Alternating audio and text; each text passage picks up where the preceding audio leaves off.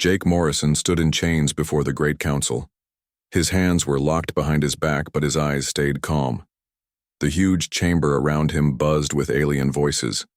7 different species sat in judgment of him and his crew. The walls of the station gleamed silver. Outside the windows, stars dotted the black space like tiny diamonds. This was Kepler Prime, the most important place in the galaxy. Every major decision happened here. Today they would decide what to do with the humans. Lisa Carter stood next to Jake. She was a scientist who studied alien life. Her blonde hair was pulled back tight, and her blue eyes watched everything. She had spent years learning about other worlds and their creatures. Now she was a prisoner like the rest of them. Danny Rodriguez shifted his weight from foot to foot. He was shorter than the others with dark hair and quick hands. He could fix anything that broke. He had kept their ship running for months when it should have died. His mind was always working on some new idea or solution. Amy Brooks stood very still. She was their doctor and plant expert. Her red hair caught the light from the chamber's ceiling. She knew how to keep people alive in bad places. She had saved lives on a dozen different worlds. Her green eyes missed nothing. Chris Taylor was the biggest of them all. He had been a soldier before joining their group. His broad shoulders and steady stance showed his training. He protected the others when things got dangerous. His brown eyes scanned the room, looking for threats even. Now the 5 humans had been together for 3 years. They were the crew of the colony ship Endeavor. They had tried to make a new home on a world the aliens said was off limits. Now they would pay for that choice. A tall, thin creature with scales stood up. This was Prosecutor Zeth of the Zephyrian people. His yellow eyes looked at the humans with hate. His forked tongue flicked out as he spoke. "These humans broke our most sacred law," Zeth said. His voice was like a snake hissing. "They tried to change a protected world. They used machines to alter the air and soil. They planted earth crops where they did not belong." Jake wanted to speak, but the guards had told him to stay quiet. The trial was almost over. They had been listening to accusations for hours. Judge Vanna floated above her seat. She was from the Vorthon Empire. Her body was made of what looked like moving gas and light. When she spoke, her voice sounded like wind through trees. "The crime is proven," Judge Vanna said. "But what should be their punishment?" The insect-like Kletch representative clicked his mandibles. "Send them to prison," he buzzed. "Let them work in the mines for 50 years. The crystal being from the Axiom Collective sparkled as it spoke. Its voice rang like bells. Death would be more merciful than the mines. Other voices joined in. Some wanted the humans locked up forever. Others wanted them sent back to Earth, in shame. A few wanted them dead. Jake listened to them argue about his life like he was not even there. These aliens had ruled the galaxy for thousands of years. They thought they knew everything. They thought humans were just another primitive species that needed to be controlled. Finally, Judge Vanna raised her hand for silence. "We have reached a decision," she announced. "The humans will be exiled." "Exiled where?" asked the Kletch. Prosecutor Zeth smiled, showing sharp teeth. "To Tartarus 7. The chamber went silent. Even the aliens looked shocked. Lisa felt her heart skip a beat. She knew that name from the databases. Judge Vanna explained the sentence. "Tartarus 7 is a world of death. The gravity will crush your bones. The air will burn your lungs. The creatures there have never known fear. The storms tear apart metal and stone." She paused, letting her words sink in. "No species has ever survived there for more than 6 rotations around its sun. It is where we send those who have committed crimes too terrible for prison." Zeth looked pleased. "Your ship will be stripped of its jump drive. You will be given basic supplies. What happens after that is up to you and the planet." Jake finally spoke. "You're really going to dump us on some rock in the middle of nowhere and expect us to die quietly?" "We expect nothing," Judge Vanna replied. "Survival is optional." The other humans looked at each other. They had known this might happen, but hearing it made it real. They were going to be abandoned on a world that killed everything that lived. There. Chris stepped forward. How long do we have? Your transport leaves in 2 days, Zeth said. Use the time to make peace with whatever gods you worship. The guards moved to take them away, but Lisa spoke up. I want to see the planetary data. Why? Asked Judge Vanna. If we're going to die there, I want to know what's going to kill us. The judge considered this. Very well, you may access the files. As they were led from the chamber, Jake heard the aliens already talking about other business. To them, the humans were already dead. They had been sentenced to the worst place, in the galaxy. Back in their cell, Lisa pulled up the data on Tartarus 7. The others gathered around the small screen. The planet looked red and angry, with huge storms swirling across its surface. Gravity is 3 times Earth normal, Lisa read. Atmospheric pressure is crushing. The air has compounds that are toxic to most species. Danny looked at the readings, more carefully. Wait a minute. Look at these numbers again. Amy peered over his shoulder. The atmospheric mix, those toxic compounds. Lisa's eyes went wide as she understood. Jake, look at this, really look at it. Jake studied the data. The gravity was heavy but not impossible. The atmosphere was thick but breathable with simple filters. The storms were dangerous but predictable. This isn't a death world, Lisa whispered. This is just Earth with the difficulty turned up a little. Chris actually smiled. They think this is going to kill us? The gravity alone would crush most aliens, Amy pointed out. Their bones are too light, their muscles too weak. Danny was already thinking like an engineer. Those storms they're so afraid of? That's just free energy waiting to be harvested. Jake looked at his crew, his friends, his family. They had been sentenced to death, but they were not afraid anymore. They were excited. Well then, Jake said, I guess we're going to show them what humans can do when nobody's watching. Outside their cell, the space station hummed with activity. Ships came and went. Aliens conducted their business. The galaxy moved on. None of them knew that they had just made the biggest mistake in galactic history. They thought they were getting rid of a problem. Instead, they were about to set humanity free. The Endeavor shook and screamed as it fell through the red sky of Tartarus 7. Jake gripped his seat as sparks flew from broken panels. The ship had been stripped of everything useful before they were dumped here. No weapons, no good engines, no way to call for help. Hull breach in Section 4, Danny shouted over the noise. He was working fast to seal the holes. His hands moved like lightning over the controls. We're going to hit hard. Lisa watched the ground rush up at them. The planet looked angry and wild. Red rocks stretched as far as she could see. Strange, purple plants grew everywhere. The sky was the color of blood. Everyone hold on, Chris called out. He had strapped himself in tight. His soldier training told him to prepare for the worst. Amy checked her medical kit one more time. She knew they would need it soon. The crash was going to hurt people. She just hoped she could fix whatever broke. The ship hit the ground like a hammer. Metal screamed and bent. The humans were thrown around like toys. Then everything went quiet. Jake opened his eyes first. His head hurt, but he was alive. Around him, the others were slowly getting up. Everyone was breathing. That was a good start. Sound off, Chris said. He was already checking for injuries. I'm okay, Lisa said.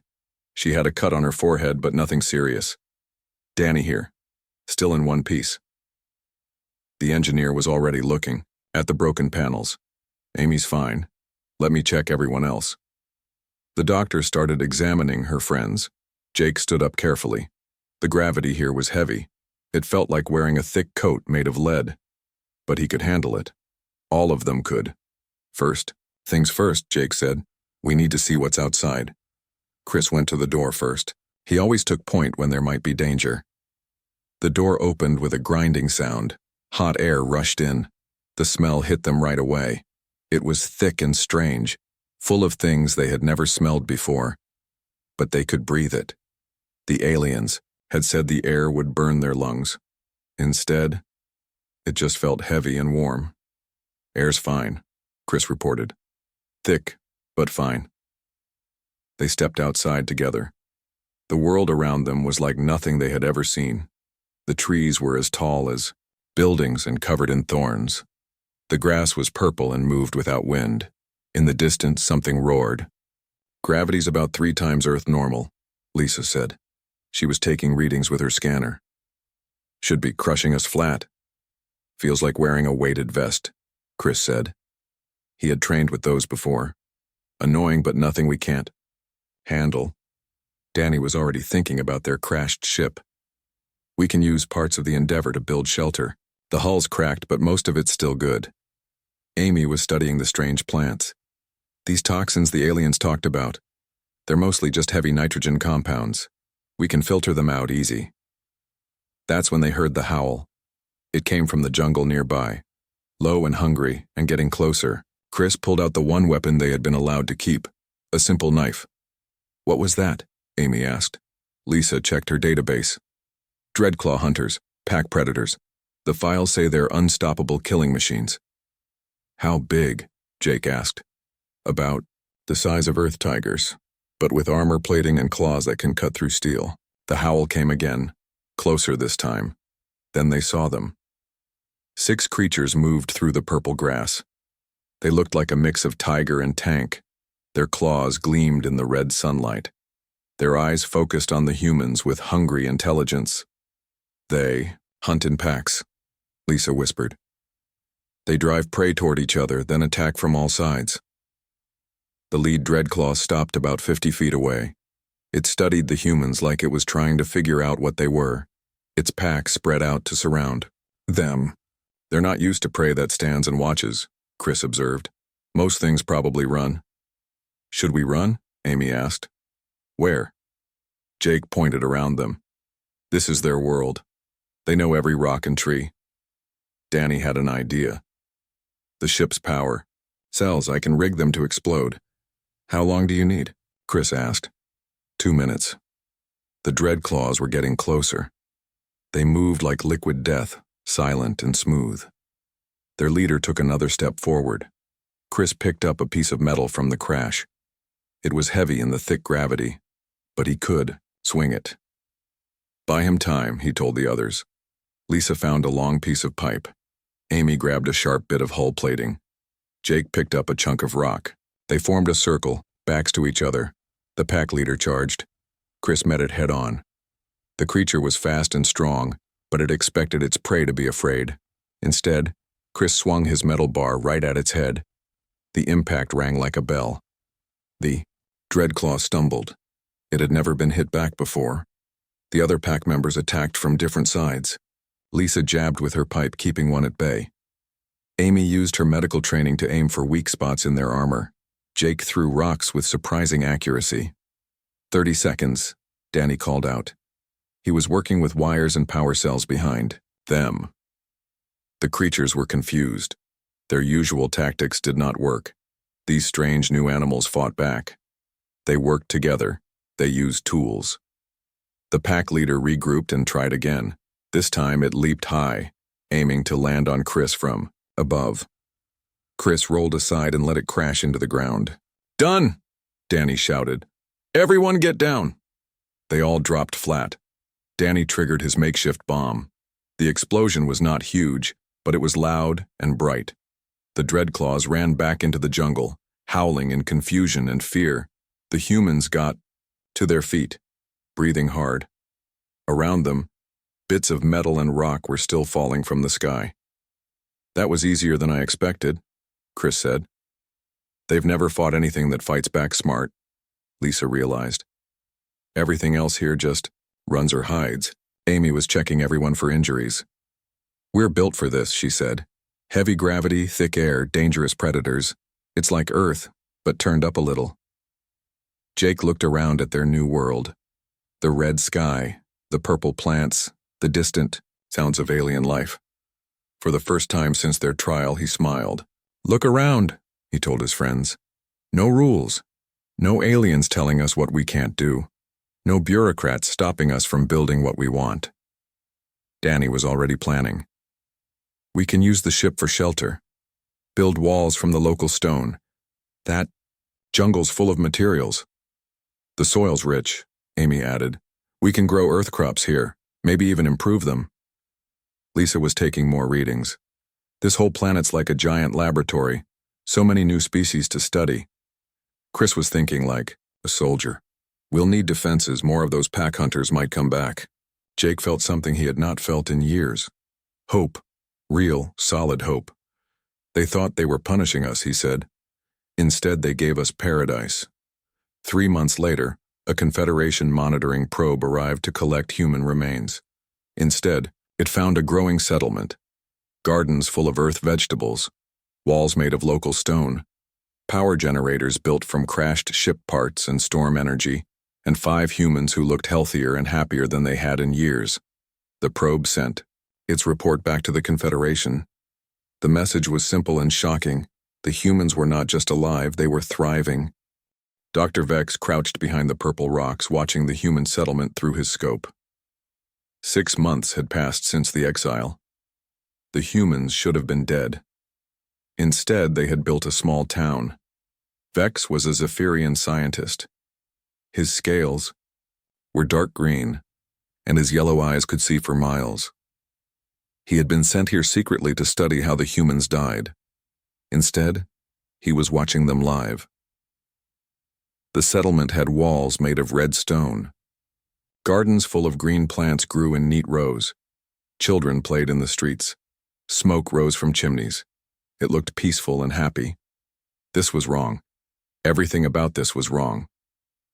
Lisa Carter walked through her laboratory, checking on her experiments. She had been studying the local animals and plants for months. What she found amazed her every day. "Jake, you need to see this," she called. Jake came over from where he was planning new buildings. The settlement had grown to over 200 people. More humans kept arriving somehow, though they never talked about how they got there. "Look at these DNA samples," Lisa said. She pointed to charts on her wall. "This planet isn't just similar to Earth. It's what Earth was like millions of years ago." "What do you mean?" "The evolutionary pressure here is incredible. Everything fights to survive every day. It's like someone took our home world and made it harder." Jake studied the charts. He was not a scientist, but he could see the patterns. "So we're designed for this place?" "Better than designed. We're evolved for it. Our ancestors survived ice ages, plagues, predators, natural disasters. This planet is just another Tuesday for human DNA." Across town, Danny Rodriguez was in his workshop. He had been taking apart alien technology and building new things. His latest project was his biggest yet. Amy Brooks brought him lunch. "Still, working on the storm collector?" "Almost done," Danny said. He wiped grease from his hands. "The aliens build everything by rules and committees. They make it complicated because they think complicated means better. And humans? We build things that work. Simple, tough, reliable." He pointed to his machine. "This will turn their deadly storms into free power for the whole settlement." Amy looked at the device. It was made from ship parts, local metals, and Danny's genius. "Will it really work?" "Only one way to find out." "Storm's coming tomorrow, Doctor." Vex saw the storm approaching too. His instruments told him it was a Class 5 hurricane, the kind that tore apart metal and stone. The kind that killed everything in its path. He expected the humans to hide. Instead, they were preparing for something else. Chris Taylor organized the defense teams, not to fight the storm, but to help harvest it. Teams 1 and 2, secure the eye, collectors. Teams 3 and 4, guide the lightning rods. Everyone else make sure the power grid can handle the load. "Are we really going to try this?" one of the newer settlers asked. "Danny says it will work," Chris replied. "That's good enough for me." The storm hit at sunset. Wind howled through the settlement at over 200 miles per hour. Rain fell like bullets. Lightning split the sky every few seconds. Dr. Vex watched from his shelter. He was sure this would be the end of the human experiment. No one could survive this. But the humans did not just survive. They captured the storm. Danny's collectors grabbed the lightning and fed it into cables. The wind turned generators that powered the whole town. The rain filled tanks that would supply water for months. When morning came, The settlement was not destroyed. It was stronger than before. Dr. Vex sent a report back to the Confederation. His words were full of fear. They do not fight the environment. They eat it. They turn obstacles into advantages. This is not survival. This is conquest through adaptation. Jake stood on the wall looking out at their growing town. The storm had brought them enough power to last a year. The wind had cleared land for new farms. The rain filled their reservoirs. Not bad for a Deathworld, Amy said, joining him. The other species think in terms of what they can't do, Jake said. We think in terms of what we can do. Lisa climbed up to meet them. She had been studying the ruins she found in the jungle. I need to show you both something important. They followed her to her lab. On the table were stone tablets covered in symbols. I found these in the old ruins, Lisa said. I've been working to translate them. What do they say? Amy asked. They're human, written in a language that's like ancient Sanskrit mixed with Chinese.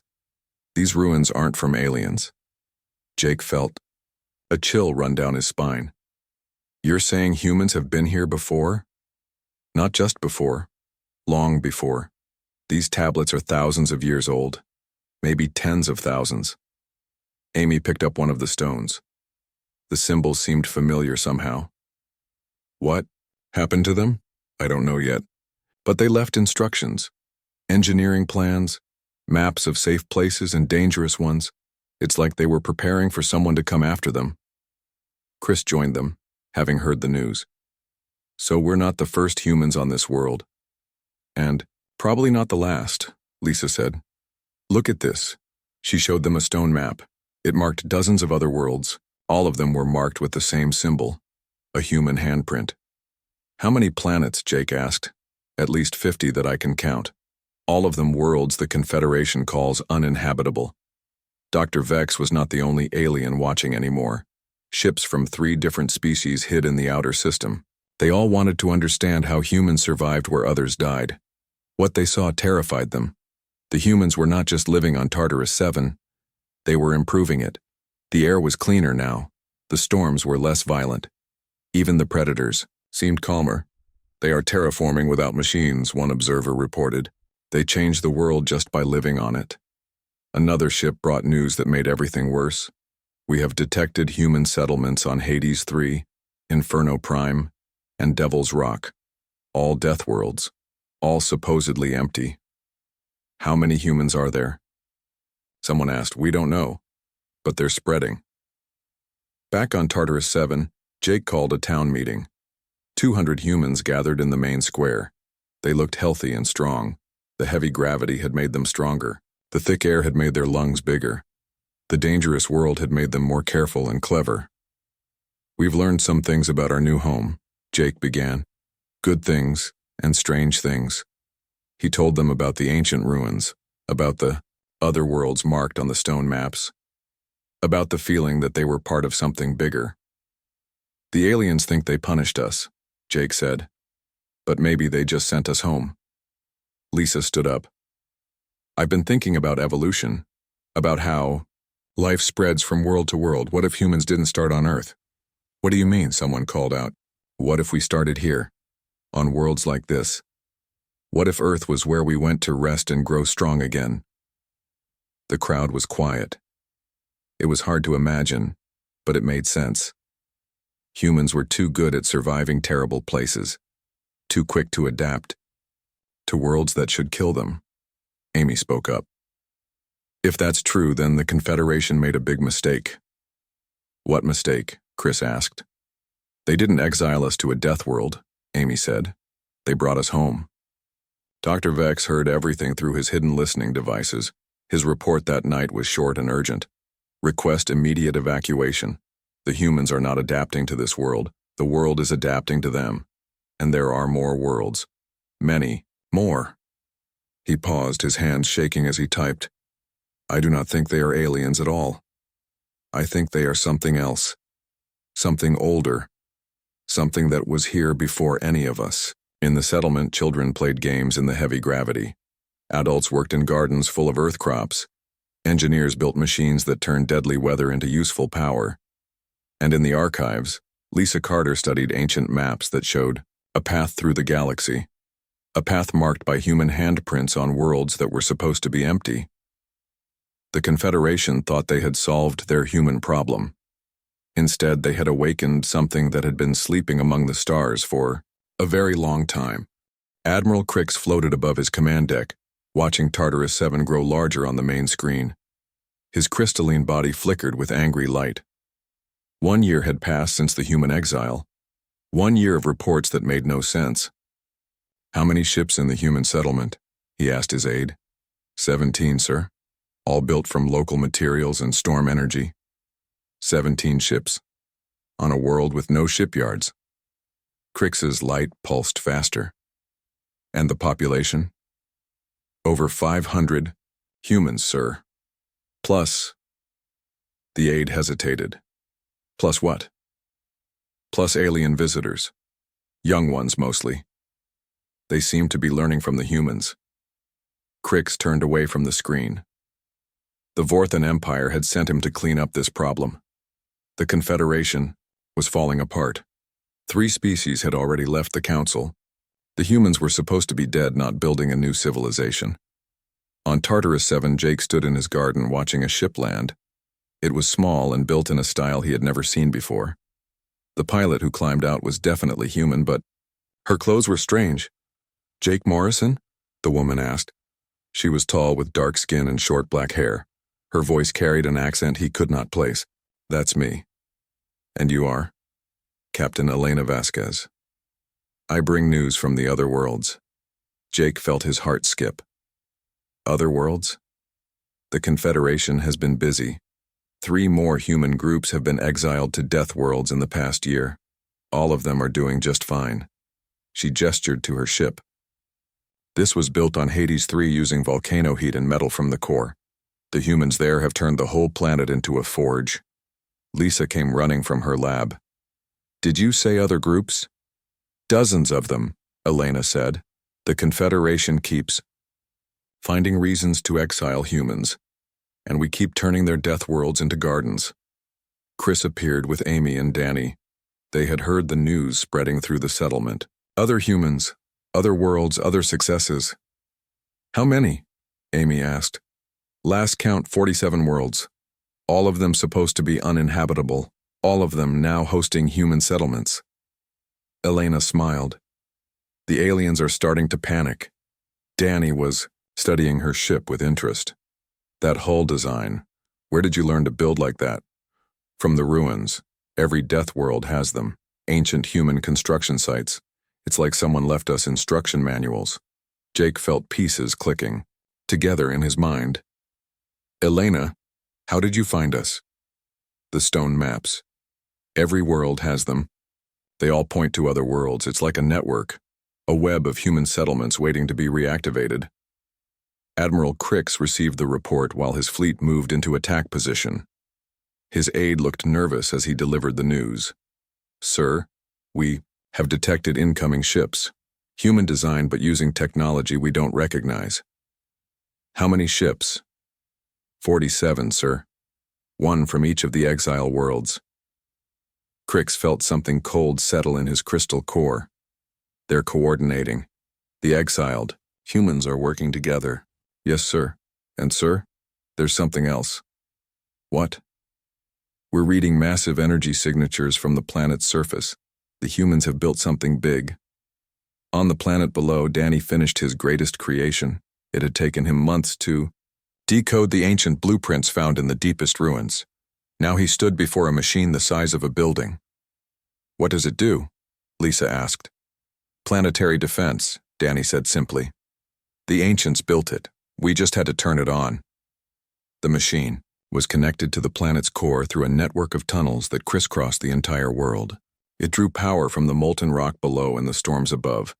It was designed by humans who understood that sometimes you had to fight. Elena examined the device with wonder. "Every exile world has one of these?" "According to the plans, yes. They're all connected somehow. A network of defense systems built by humans who came before us." Jake received the warning from their orbital sensors. "Confederation fleet incoming. Big one. They're here to finish what they started. Chris immediately began organizing defenses. All civilians to the shelters, defense teams to positions. But Jake had a different idea. No hiding, no running. We're going to show them what humans can do when we stop pretending to be weak.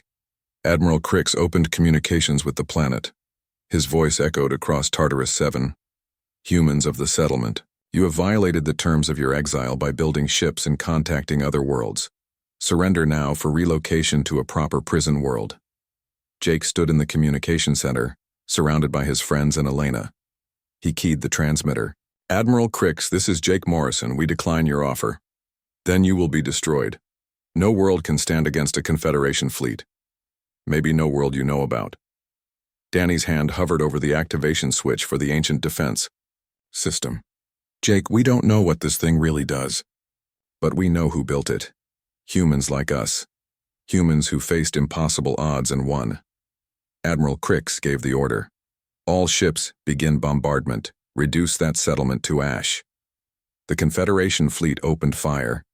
Dozens of energy beams lanced down toward the planet. They should have carved through rock and metal like paper. Instead, they hit a barrier of light that surrounded the entire world. Danny had activated the ancient system. Deep beneath Tartarus 7, machines older than the Confederation hummed to life. The planet itself became a shield. Impossible, Admiral Crix whispered. No single world has that kind of power. His aide was reading sensor data with growing alarm. Sir, the energy readings, they're off the charts, and sir, it's not just this world. What do you mean? All 47 exile worlds just lit up. They're all connected. They're all part of the same system. On Tartarus 7, Jake watched the Confederation fleet struggle against barriers they could not break. Their weapons could not penetrate the ancient shields. Their ships could not retreat because the human vessels had surrounded them. Elena was studying readings from her ship. Jake, do you understand what this means? That we're better at this than they thought? No. This system is older than the Confederation. Older than any of the current alien civilizations. Humans have been here before. Not just visiting, ruling. Lisa felt the truth settle over her like a heavy blanket. We're not aliens who got lucky. We're the original inhabitants coming home. Admiral Crix tried one last desperate attack. He ordered his ships to ram the barrier, hoping to break through by force. Instead, the ancient system responded by disabling his entire fleet. One by one, Confederation ships went dark. Their weapons stopped working. Their engines shut down. They drifted helpless in space while human ships surrounded them. Jake opened communications again. Admiral Crix, this is your last warning. Leave our space and do not return. Your space? This is Confederation territory. No, this is human space. It always has been. You just forgot for a while. Chris was monitoring the other exile worlds. Reports came in from every settlement. Hades 3 had just melted an entire pirate fleet. Devil's Rock had turned a Confederation invasion force into scrap metal. Inferno Prime had simply made their attackers disappear. Amy looked up from her medical station. Jake, we're getting reports from across the galaxy. Humans on Confederation worlds are rising up. They're demanding answers about the exile program. Danny was still studying the ancient system. This defense network doesn't just protect the exile worlds. It reaches everywhere humans have ever been. How is that possible? Elena asked. Because we've been everywhere. We were the first species to spread across the galaxy. The others came later, after we left? Hid? I'm not sure which. Jake felt the weight of history settling on his shoulders. They had not been exiled to die. They had been sent home to remember who they really were. Admiral Crix's fleet limped away from Tartarus 7, their ships barely functional. His report to the Confederation was short and terrifying. The humans are not refugees or criminals. They are the return of something ancient and powerful. We have awakened something that should have stayed sleeping. On Tartarus 7, Jake stood with his friends and watched the stars. Somewhere out there, 46 other human worlds were discovering their own ancient heritage. The galaxy was about to change.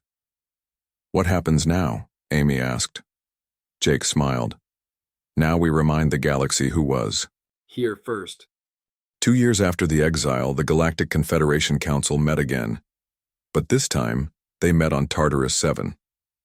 The chamber was built from red stone and powered by storm energy. Human children played outside while alien delegates tried to understand how everything had changed. Chris Taylor stood where Judge Vanna had once floated. He wore simple clothes and a calm expression. He was no longer a prisoner. He was the human ambassador to the galaxy. 2 years ago, you called this place a Deathworld, Chris said. His voice carried clearly through the chamber. You sent us here to die.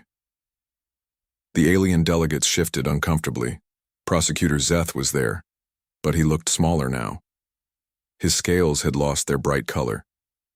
Judge Vanna flickered weakly, her light dim with worry. Today, I want to show you what humans do with Deathworlds. Chris gestured to the windows. Outside, the city of New Hope stretched for miles. Gardens full of earth vegetables grew alongside alien plants. Schools taught human and alien children together. Factories built ships that could travel between stars using storm power and ancient technology. Amy Brooks entered the chamber carrying data tablets. She had become the director of the Colonial Adaptation Program. Her job was helping other species learn to live on worlds they thought were impossible. These are applications, Amy said, setting the tablets on the central table. Requests from 67 different species. They all want the same thing. What do they want? Asked the Kletch representative. His mandibles clicked nervously. They want to join human settlements on Deathworlds. The chamber erupted in confused buzzing and hissing. Aliens who had once demanded human exile now begged to live alongside them. Amy continued her report. The Zephyrians want help colonizing high-gravity worlds. The Vorthans need human engineers for storm-racked planets. The Axioms request assistance with radiation-soaked systems. Chris smiled. Funny how perspective changes things. Yesterday's death sentence is today's opportunity. Jake Morrison entered through the back door. He was no longer in chains. He wore the simple uniform of the Colonial Defense Force. Behind him walked Elena Vasquez and captains from 20 other human worlds. The universe is full of worlds that nobody can use, Jake said. Worlds with crushing gravity, toxic air, deadly storms, and impossible creatures. To you, they're worthless. To us, they're home. Lisa Carter approached the witness stand where she had once been condemned. Now she carried the title of Director of Xenoarchaeological Studies. Her research had changed everything. We've found human ruins on over 300 worlds, Lisa announced.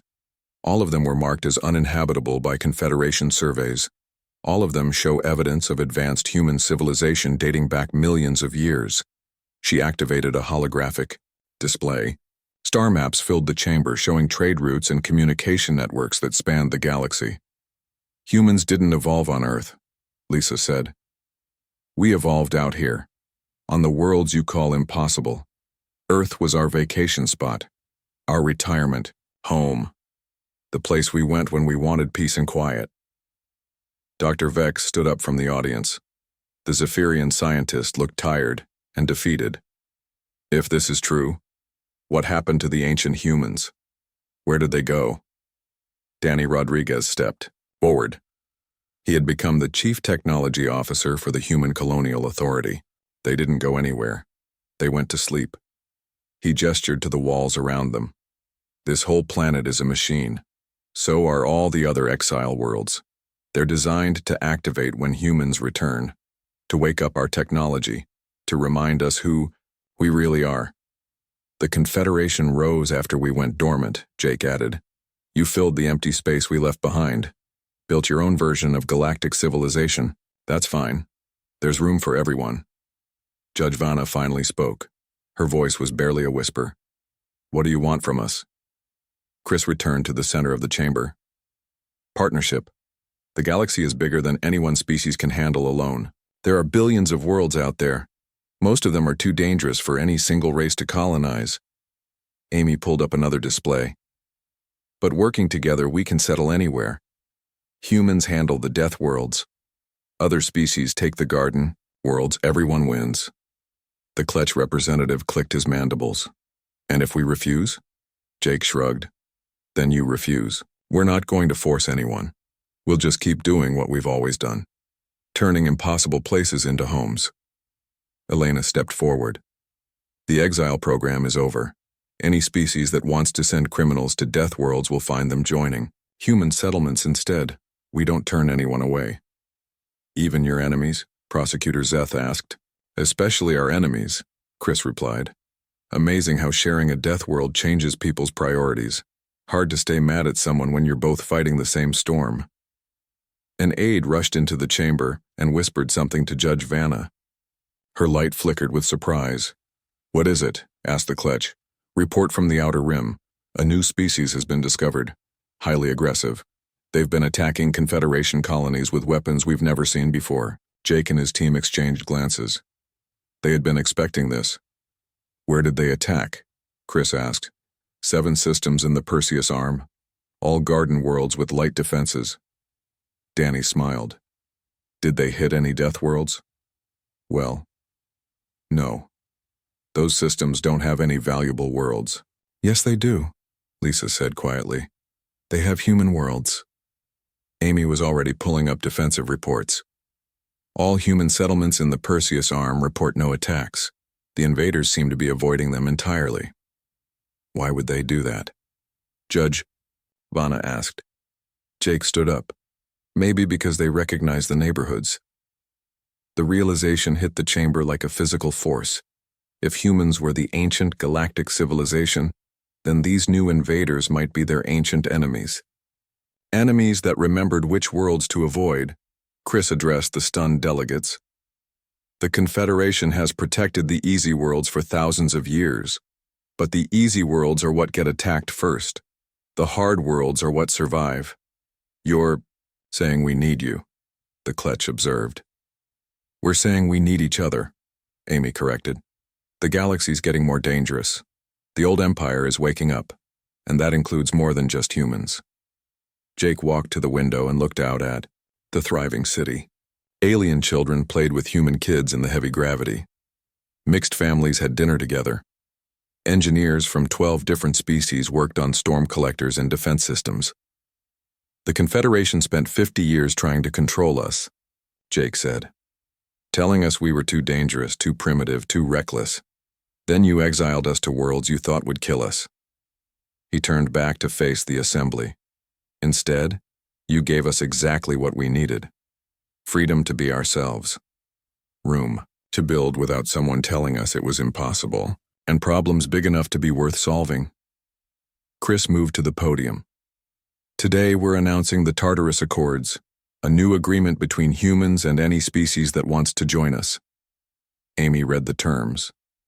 Humans will take responsibility for colonizing and defending death worlds. Partner species will help with technology, resources, and knowledge. Everyone contributes what they're best at. And if the Confederation rejects these terms, Prosecutor Zeth asked.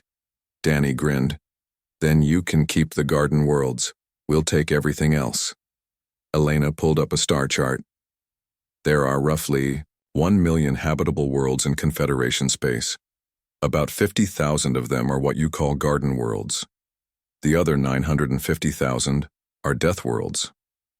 We're offering you a partnership where you get 50,000 worlds, Jake said. Or you can refuse and keep fighting us for those same 50,000 while we take the other 950,000 anyway. The chamber fell silent. The mathematics were simple and terrifying. Judge Vanna was the first to speak. The Fourth Hun Empire accepts the Tartarus Accords.